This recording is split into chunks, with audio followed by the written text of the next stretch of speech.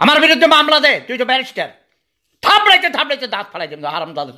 তুই মুজিববাদী দালাল, চাটুকার, শেখ হাসিনার কেনা গোলাম। থাপড়াইয়া দাঁত ফালাইয়া দিব শালার পুত্তর।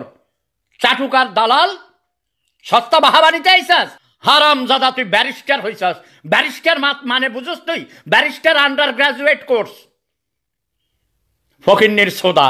আমি ডক্টরেট করেছি, 3 বিষয়ে মাস্টার্স করেছি, প্রবাসে এসে মানবতার জীবন যাপন করেছি, অড জব করেছি সমান। ঠিক আছে, ভালো কাজ করছো, বাট এটা সরকারের কাজ। তোমার সরকারকে বলো এসব করতে, দায়িত্ব নিতে। এটা তোমার কাজ না। নেতা হইতে আইছো না, নেতা সাজাও, ভণ্ডামি মারাও।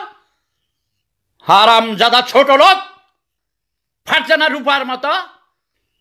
71 টিভিতে তাকে অসম্মান করেছিল রূপা।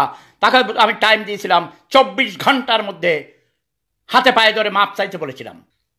ফারজানা রূপা তার হাতে পায়ে ধরে ক্ষমা চেয়েছে।